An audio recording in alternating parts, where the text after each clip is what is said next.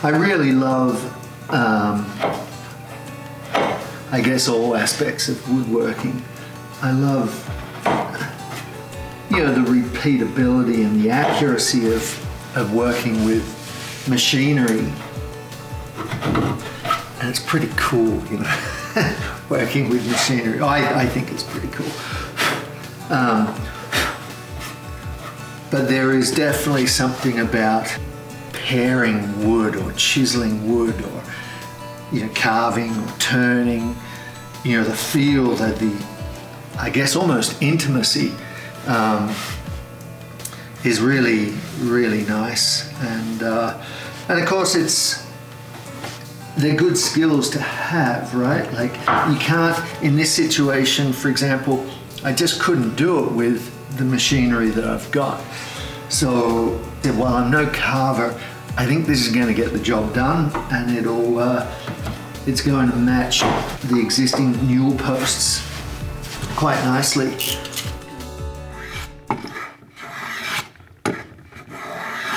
Hey, welcome back.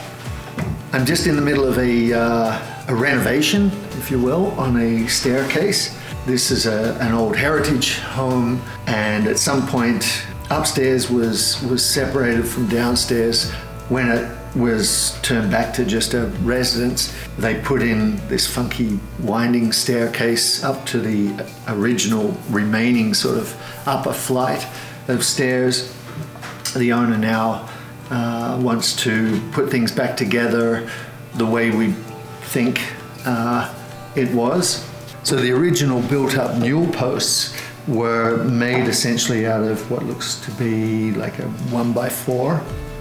They were likely made up on site, and you can see here the 1x4 is there. It's then nailed through to this 1x4 that's there, which is in turn nailed to the next one, etc., etc. And that was probably the easiest and most accurate way to make these posts back when they originally built that staircase. I'm obviously fortunate enough to have the machinery to be able to build them slightly differently.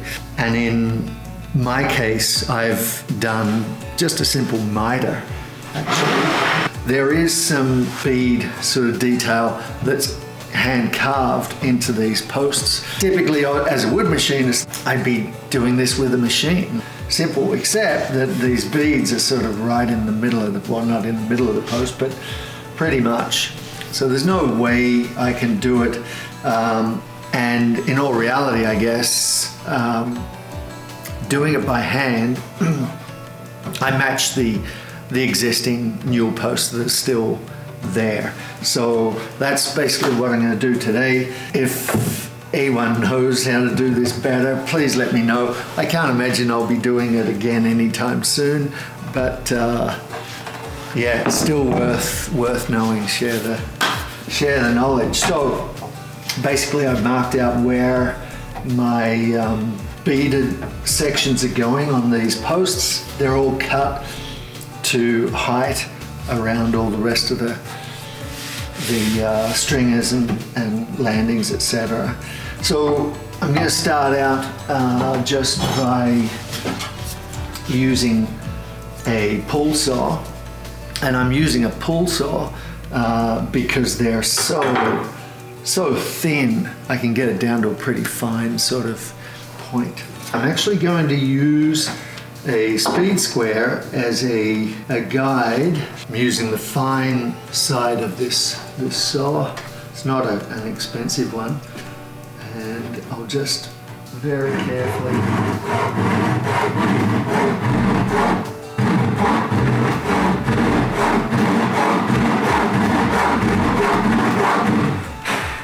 and I'm just going to go down below the depth of the teeth here.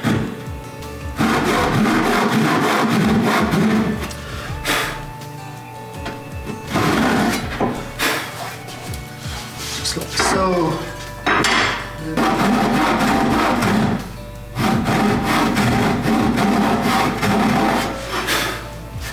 So I've got two saw cuffs here, but they're really fine. just going to use a regular, well, I'm using a 1-inch chisel here, or a 25mm chisel, and I'm just going to sort of pare away. Actually, the other thing that I will do is just mark the center of where, center of the bead, if you like. Not a bit loud. And then I'm just going to come in here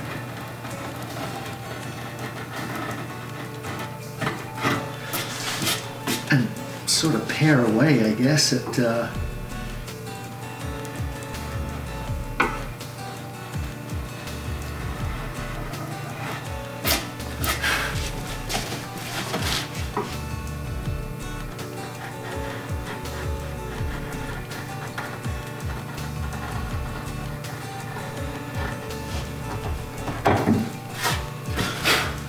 obviously a sharp chisel is pretty important in this situation.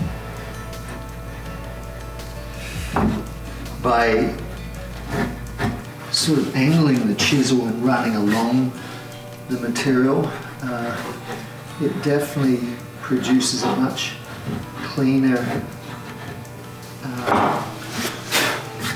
finish. But having said that, I will still be sanding because can't get it as accurate as I would like, or as not simply by carving it. That's sort of it. So I'm going to run around this, do all 4 sides before I then sand it, and I'm going to make sure to have a good look at it and make sure that I'm happy with the shape, if you like, and that I'm not going to put chisel to it or need to put a chisel to it again after I've sanded, because once I hit it with sandpaper, the likelihood, if I needed to go back and do more chiseling with it, I'm going to take the edge off the chisel really fast, because you know, the sand, the grit from the sandpaper, there's always some left in it, so I don't want to be unnecessarily having to go back and sharpen chisels all the time. So anyway, that's sort of it. I'll do these other 4 sides, give it a sand, and we'll have a look.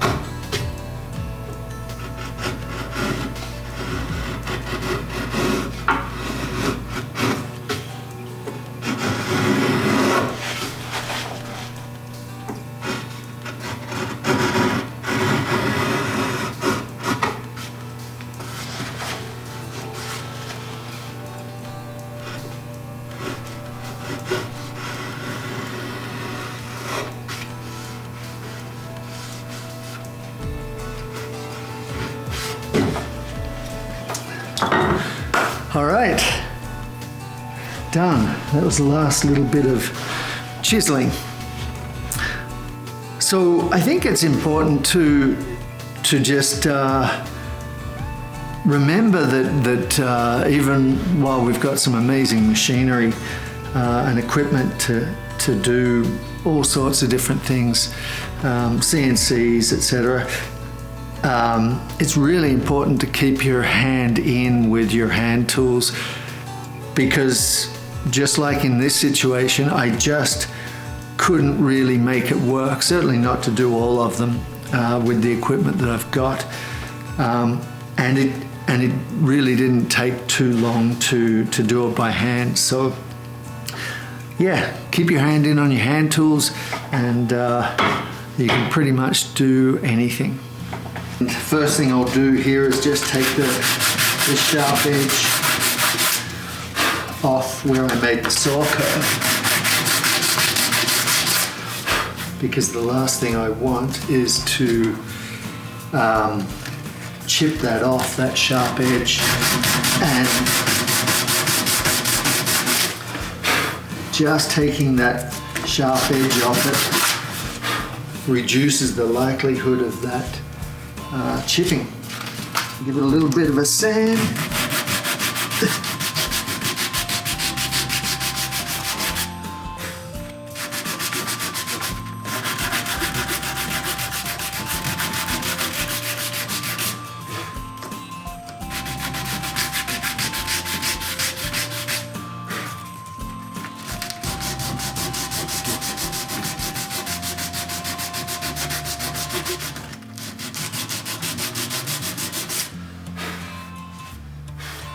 I'm going to say that looks pretty darn good. Especially, if I might say, compared to the original. The original was pretty rough.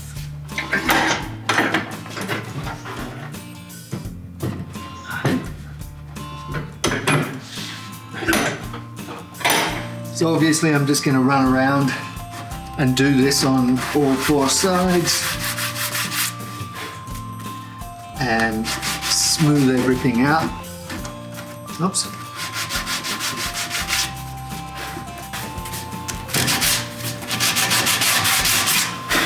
Beautiful. So there you have it. All done, and it really didn't take me very long at all. Mind you, by the time I do all of them, I probably have spent a good 2 or 3 hours. So, okay, so the next thing on the agenda is just to turn up some little buttons for the top here. I've already drilled those out, and I'm going to begin by making a little jig or gauge, I guess. So I'm going to start with this little bit of 1/4 inch steel. Cut a slot, if you like, in this 1/2 inch in width.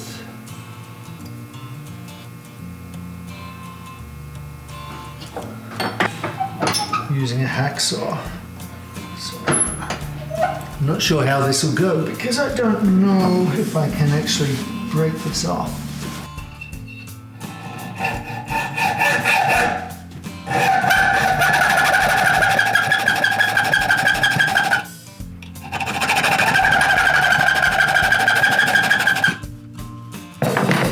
So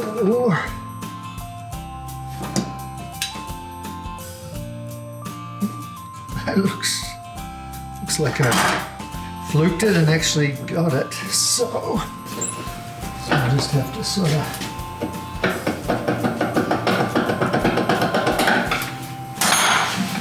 it's actually pretty easy. So all I've done here is basically out of a piece of scrap steel, cut this 1/2 inch slot, if you like, in it, and that's actually going to be my gauge for turning the tenon on these little buttons. Okay, so we're up at the lathe now. I've got some of the material in the forge or chuck, actually, with the live center supporting the tail end of it, because it is so small in diameter, it's going to vibrate like crazy.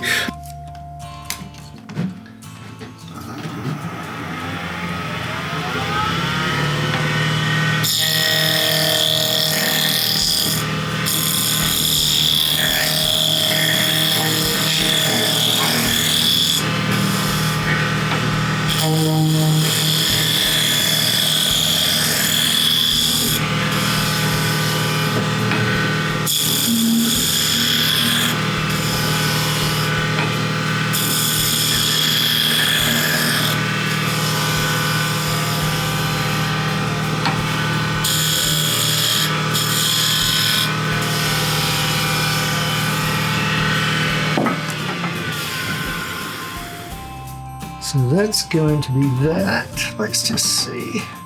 Whoops. A little more.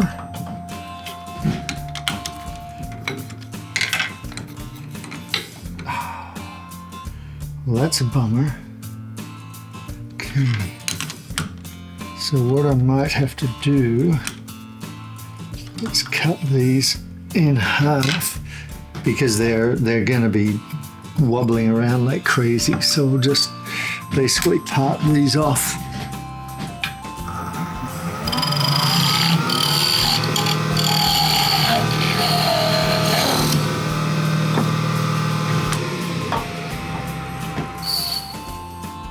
And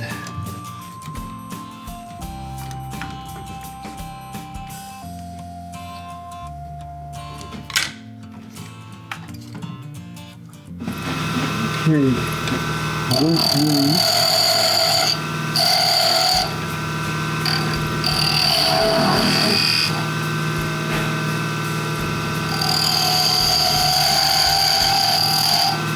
yeah, a lot of vibration in these. So the nice thing though about this gauge is that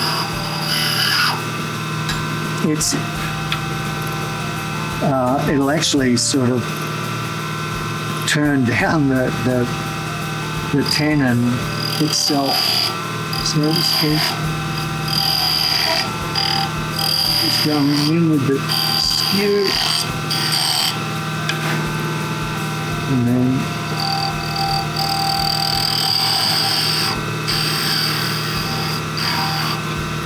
simple as that. All right, so we have our first 3 to check, and we'll just, they're not loose, but they could be perhaps a little tighter. But that's pretty much spot on, I like that.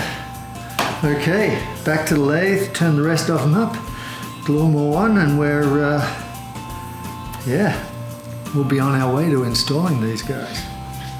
All right, well, that's all those done.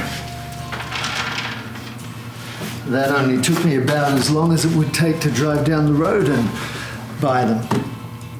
Except for the fact that you can't just drive down the road and buy them. And that's the thing about this sort of work, hey? It's all custom and you need to be able to sort of do whatever to get the job done.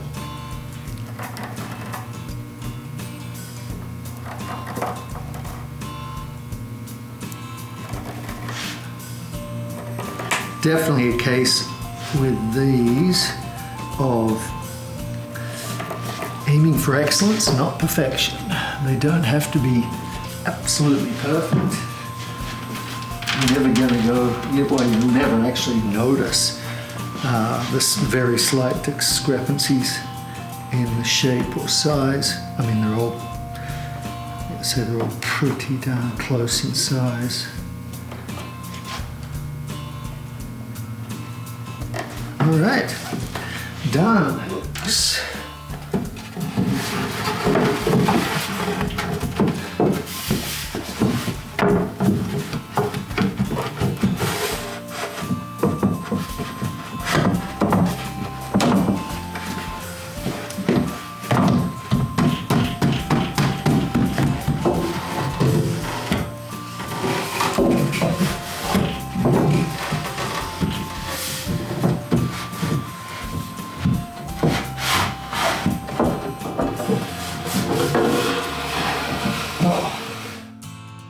Okay, well, I'm going to have to leave it there for today. Hope you enjoyed this video. Gives you a bit of an insight into all the little details that are necessary with you know, rebuilding, if you like, a staircase like this. Again, if you are not yet subscribed and you like this sort of content, please make sure that you subscribe. And if you like the video, hit like. We'll see you in the next one. Thanks.